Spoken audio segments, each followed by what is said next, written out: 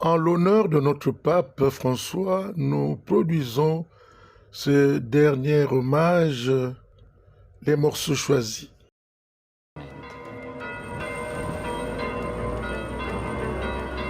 Lorsque l'hélicoptère blanc emporte Benoît XVI, s'ouvre pour l'Église une phase d'incertitude. Un à un, les 200 cardinaux arrivent à Rome, déboussolés et confrontés à une situation inédite. Ils doivent participer à des congrégations générales pour préparer le conclave qui procédera à l'élection du nouveau pape. Parmi les cardinaux, 115 seront électeurs, dont 30 Italiens et 60 Européens, une majorité. Le cardinal argentin Bergoglio sait qu'il vit son dernier conclave. À 76 ans, le jésuite va prendre sa retraite. Il a réservé une place dans une maison pour anciens prêtres de Buenos Aires qu'il attend à son retour de Rome. Contrairement à Bergoglio, qui a déjà vécu l'élection de Benoît XVI, 70% des participants assistent pour la première fois à un conclave. Une réforme exigée par une majorité de cardinaux excédés, réunis en congrégation générale. Si le cardinal Bertone, numéro 2 de la curie, concentre toutes les critiques de la salle, la question que tous se posent est de savoir qui parmi eux aura suffisamment de courage pour tout changer au Vatican. Qui choisir pour revêtir la tunique blanche confectionnée par le tailleur romain Gamarelli? Les proches de Benoît XVI défendent l'italien Scola, archevêque de Milan. Conservateur, il plaît aussi aux progressistes. Il pourrait être l'homme du compromis.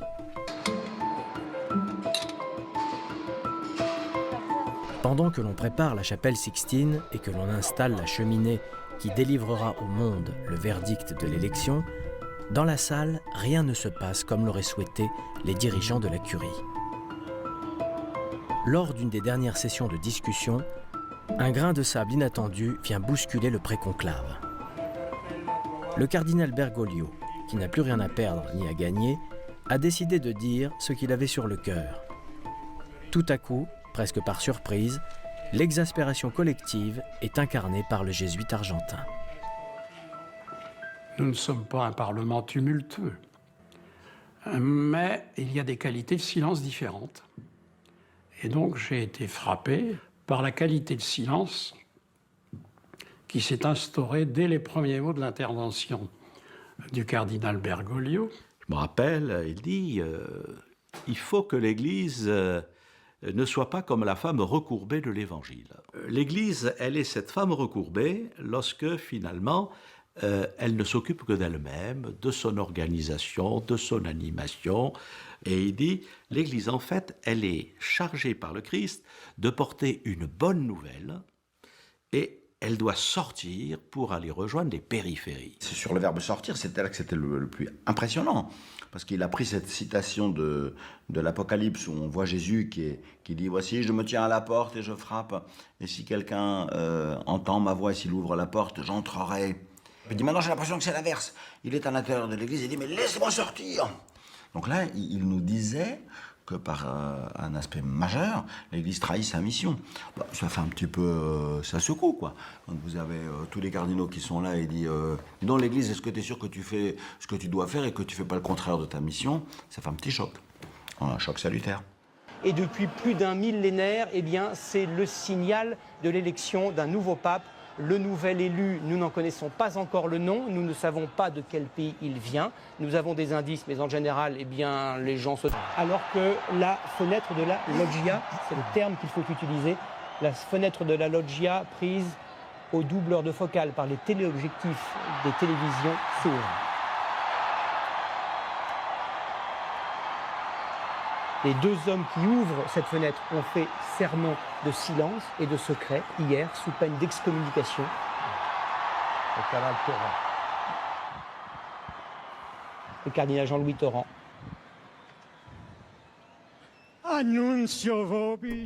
Je vous annonce une grande joie. Nous avons un pape.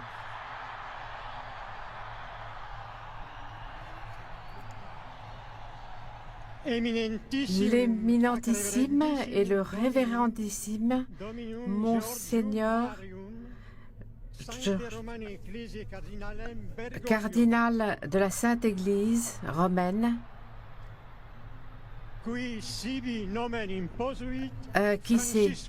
qui s'appelle Franciscum François.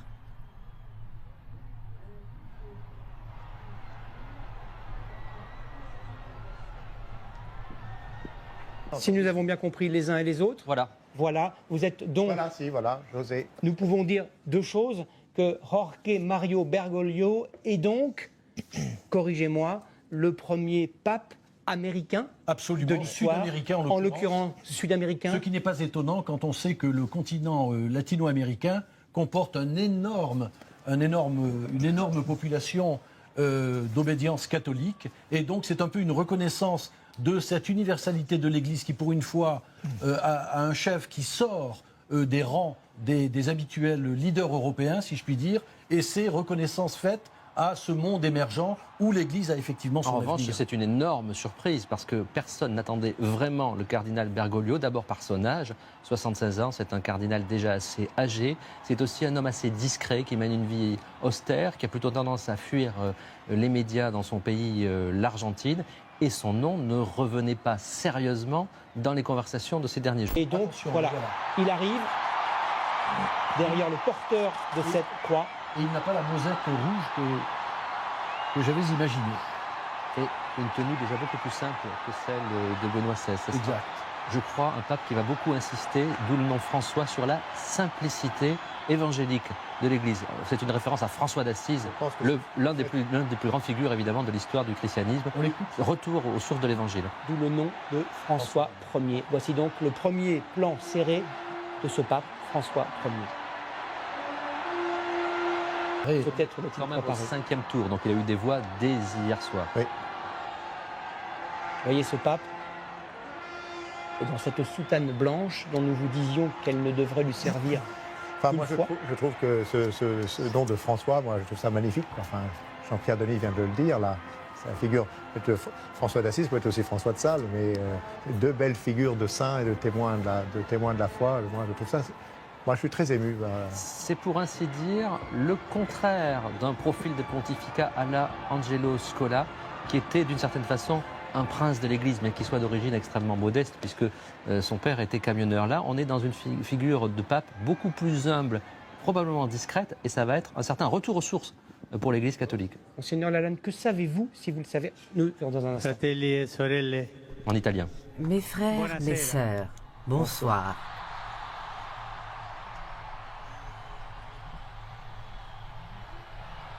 Voi sapete Vous le savez, il dovere del conclave era di dare un vescovo a Roma. ce conclave a pour but de donner un évêque à Rome. Je pense que mes frères cardinaux sont allés chercher cet évêque de Rome jusqu'au bout du monde. Je vous remercie de votre accueil. Je remercie la communauté, le diocèse de Rome, de l'accueil qu'ils font à leur évêque. Et avant tout, je souhaiterais faire une prière pour notre évêque émérite, Benoît XVI. Prions tous ensemble pour lui, pour que le Seigneur le bénisse, pour que la Madone le protège. Monseigneur Lalanne, que vous inspirent ces tout premiers mots du pape François Ier? Peut-être qu'on attend la bénédiction qu'il va donner maintenant à la ville et au monde. Je vous donne donc ma bénédiction et au monde entier, à tous les hommes, toutes les femmes de bonne volonté. Saint apôtre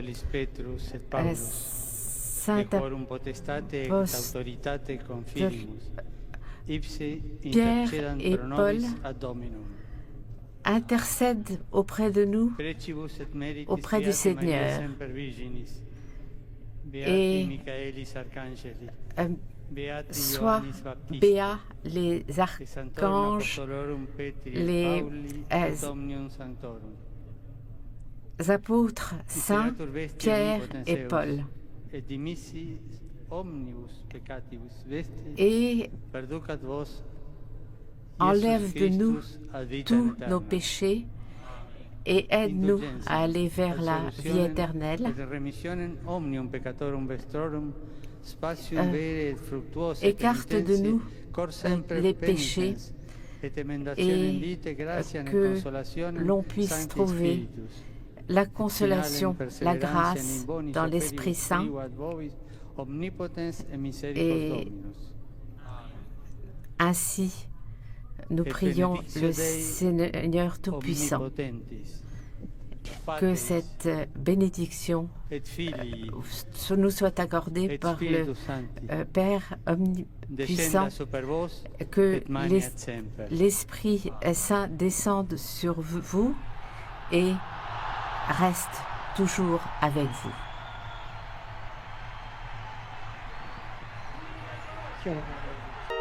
La Cité du Vatican intronise en grande pompe son nouveau pape. Personne ne peut alors imaginer que le jésuite Bergoglio ne compte pas se couler dans le moule doré qui s'offre à lui.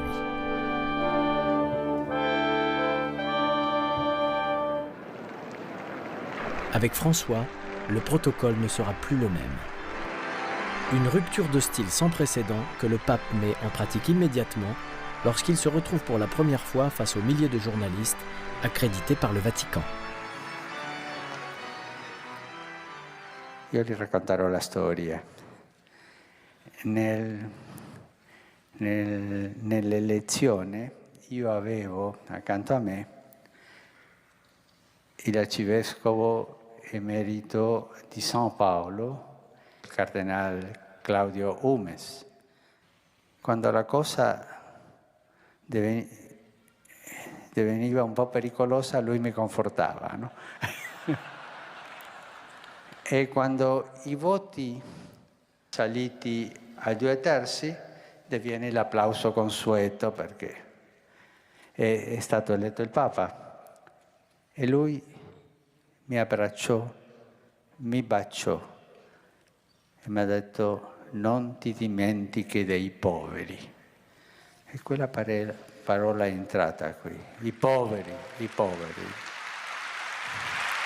Subito in relazione ai poveri ho pensato a Francesco d'Assisi e così è venuto il nome nel mio cuore, Francesco d'Assisi.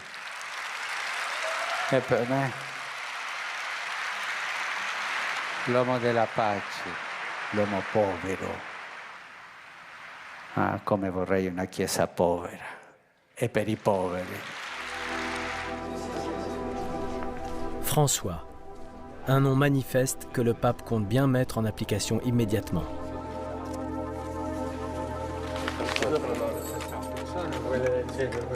Son premier geste, sans doute le plus spectaculaire, plonge la curie romaine dans la perplexité. Tandis que le secrétaire d'État Bertone fait découvrir les appartements pontificaux qui lui reviennent, une voix intérieure lui souffle distinctement « non ».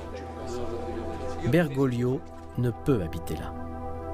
Le pape habitera désormais dans la modeste résidence Sainte-Marthe, l'hôtellerie du Vatican, là où logeaient les cardinaux pendant le conclave. Bergoglio logeait dans la chambre 207. François s'installera dans l'austère chambre 201. C'est là que le pape va donner sa première grande interview au jésuite Antonio Spadaro, directeur de la revue jésuite italienne, la Civiltà Cattolica. Oui, la première chose qui m'a frappé, c'est le sourire du pape. Lorsque le pape m'a accueilli dans ses appartements, il l'a fait avec ce sourire que je ne peux pas oublier. Et puis j'ai été surpris par l'extrême simplicité de sa chambre. L'endroit où il vit est tout petit. Tout est d'une simplicité absolue. Cela a créé une ambiance de familiarité comme s'il n'y avait aucune distance entre nous.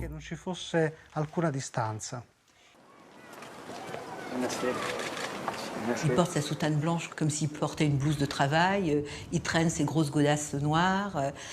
Donc le fait d'être là, dans tout ce qu'il est, c'est-à-dire le bonhomme tel qu'il est, claudiquant, racontant ses histoires, ne changeant pas de façon de s'exprimer. Parce que les papes, à un moment, s'expriment de façon très conceptuelle, avec beaucoup de théologie. François, lui, continue à parler comme un curé de campagne. Et ça, c'est en soi une révolution. Io sono Caterina De Marchis dell'Istituto Leone XIII e mi domandavo perché lei, cioè tu, hai rinunciato a tutte le ricchezze di un papa come un appartamento lussuoso oppure una macchina enorme. Invece è andata in un piccolo appartamento nelle vicinanze. Hai rinunciato alla ricchezza. Ma non è soltanto una cosa di ricchezza. Per me è un problema di personalità, no? Quello è. Ma questa domanda me l'ha fatto un professore. Ma perché lei non va a abitare là? Io ho risposto, ma mi senta professore, per motivi psichiatrici. Perché ma è la mia personalità. E poi credo che sì, i tempi ci parlano di tanta povertà nel mondo, questo è uno scandalo. La povertà del mondo è uno scandalo. E la povertà oggi è un grido, è un grido. L'austérité de Bergoglio est authentique, elle est réelle. Et il l'a mise en pratique pendant toute sa vie, de manière très exigeante. Mais c'est aussi un homme conscient que cette vertu et cette austérité peuvent être des armes politiques. Je crois qu'aujourd'hui, on est dans un monde où il faut qu'on soit cohérent. Et la force de ce pape-là, c'est qu'il est extrêmement cohérent. Donc du coup, ça rend son message authentique. Et je pense qu'aujourd'hui, on voit bien en politique, les gens sont en demande de cohérence. C'est-à-dire, si vous dites quelque chose qui n'est pas conforme à ce que vous êtes, ça ne marche pas.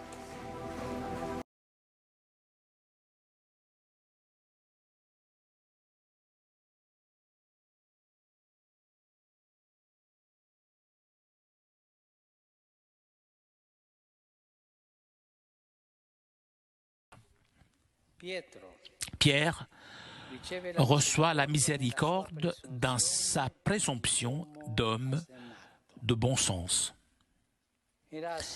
Il était doté du bon sens robuste et expérimenté d'un pécheur qui sait par expérience quand on peut pécher ou non.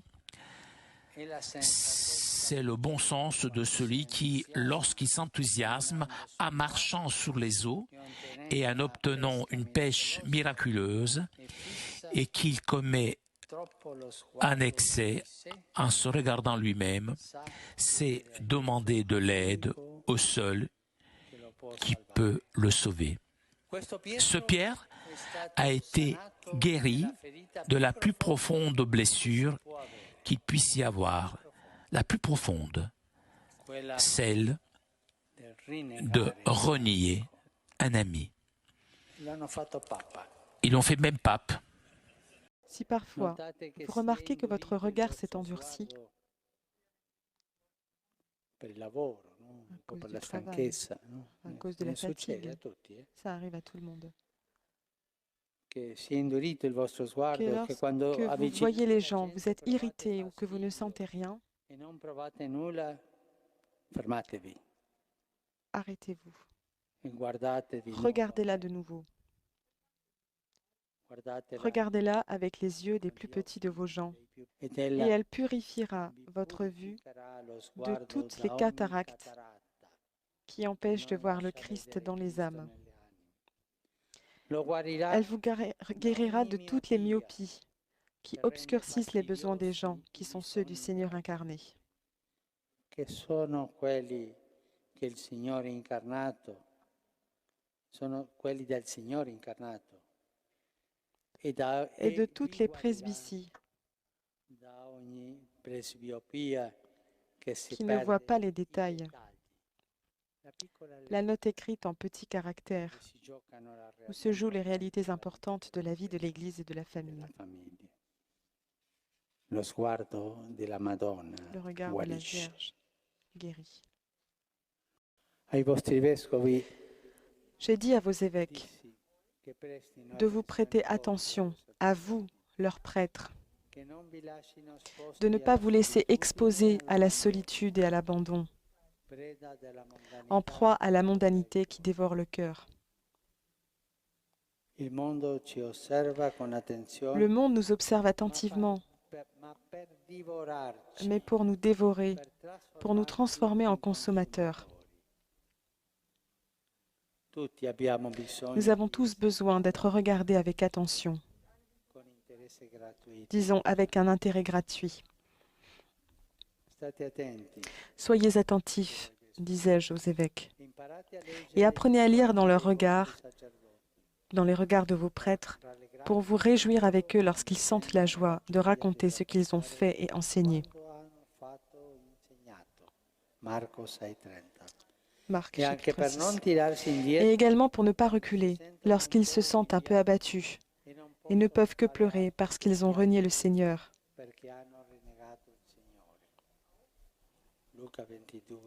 Luc 22. Et aussi, pourquoi pas, pour les soutenir en communion avec le Christ, quand l'un ou l'autre déjà abattu sortira avec Judas dans la nuit. Jean 13. Que jamais dans ces situations ne manque votre paternité en tant qu'évêque à vos prêtres. Encouragez la communion entre eux, promouvez leurs dons, intégrez-les dans les grandes causes, car le cœur de l'apôtre n'a pas été fait pour des choses petites.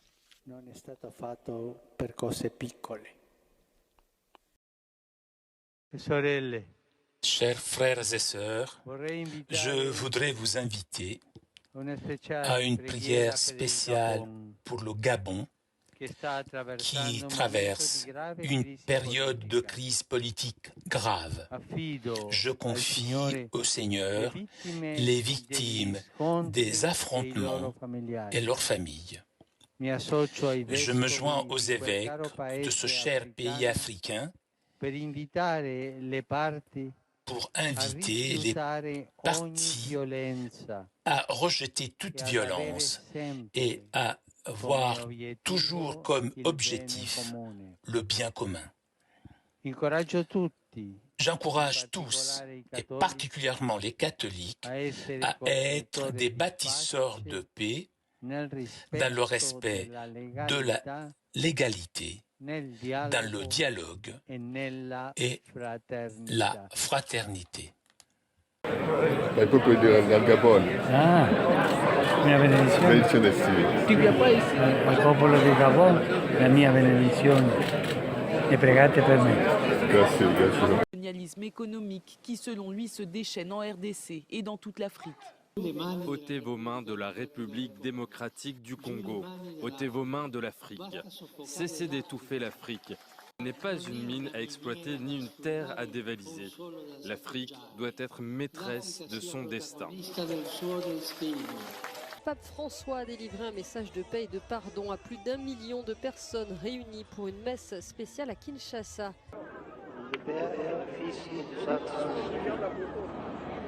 La paix soit avec vous. Prions le Seigneur.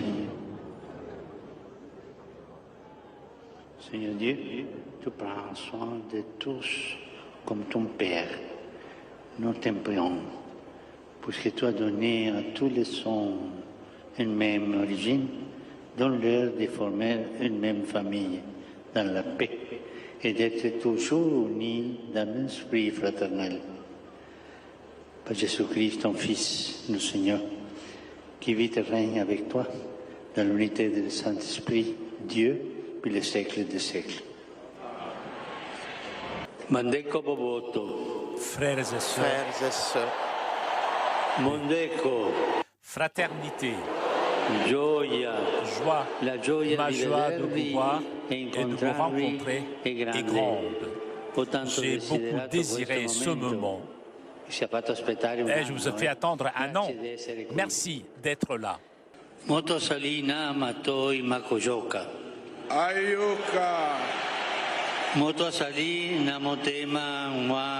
Celui qui a des oreilles pour entendre, qu'il entende. Celui qui a les cœurs pour consentir, qu'il consente.